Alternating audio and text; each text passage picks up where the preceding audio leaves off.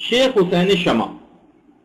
یہ کربلا میں ایک انتہائی عابد و زاہد شخص تھے اور 100 سال پہلے تقریباً کربلا میں موجود تھے، اور اتنی عظیم شخصیت تھی شیخ حسین شمع کی کہ 50 سال تک تقرب خدا حاصل کرنے کے لیے شیخ حسین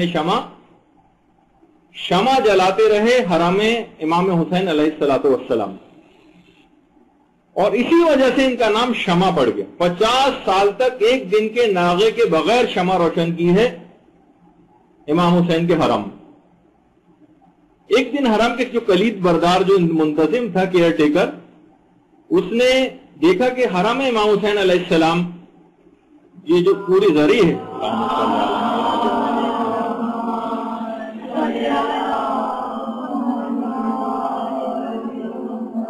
اس پہ پائنتی کی طرف جناب حضرت علی اصغر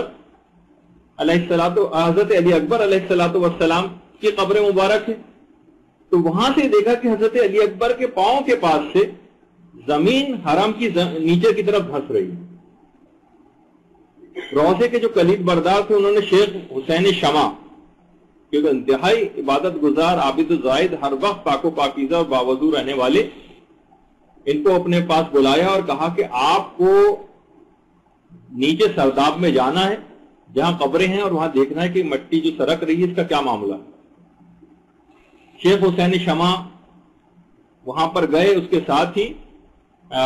کچھ ماہر فن جو کہ انتہائی متقی و پرہیزگار بھی تھے، مزدور وغیرہ کھدائی کے لیے، ان کو اپنے ساتھ لے کے گئے۔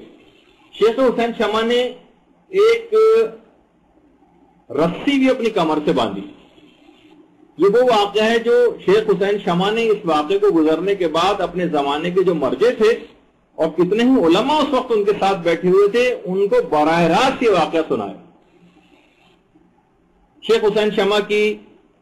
کمر میں رسی باندھی گئی اور اس پہلے تھوڑی سی کھدائی کی کہ ایک آدمی نیچے جا سکے۔ ان کے ہاتھ میں چراغ دیا گیا تاکہ وہ وہاں سے جہاں جس جگہ کھدائی ہوئی تھی نیچے کی طرف جائیں۔ شیخ حسین شمع نے نیچے کی طرف گئے،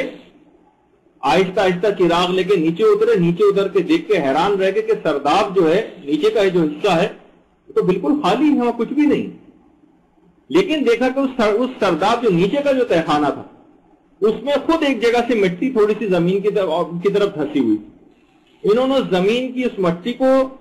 تھوڑا سا پھر ہٹایا اور سوراخ کر کے پھر اس کے نیچے بھی رسی سے اترے، کھودا اس کو اور نیچے کی طرف اترے تو دیکھا کہ ایک اور اس کے نیچے دوسرا سرداب بھی، ایک اور تہخانہ۔ وہاں اتر کے جو انہوں نے منظر دیکھا ہے شیخ حسین شمع نے، اس منظر کو برداشت نہیں کر سکے، اور اس قسم کے جتنے بھی واقعات ہیں اگر آپ اس کے اندر دیکھیں تو ایک دو لائنوں سے زیادہ ہمیں اس کی تفصیل نہیں ملتی، یا تو ایک اس کو منع کیا جاتا ہے بتانے سے، یا جو بھی اس طرح کی صورتحال صرف ایک جملہ آ کر شیخ حسین شمع نے بتایا کہ تمام شہدائے کربلا کے لاشیں خون کے اندر لت پت لباسوں کے ساتھ قبلہ رخ لیٹے ہوئے اس سرداب میں، اور پورے جسم کے کپڑوں، حتیٰ کہ جو کپڑے کے جو بٹن ہوتے تھے، بٹن اس زمانے میں کپڑے کے ہوا کرتے تھے، وہ بھی مکمل طور پر خون آلود تھے کہ جیسے کہ ابھی ابھی شہید ہوئے۔ اس واقعے کو براہ راست اس زمانے کے مرجع نے سنا اور علماء کے سامنے شیخ حسین شمع نے اس واقعے کو آ کر بیان کیا۔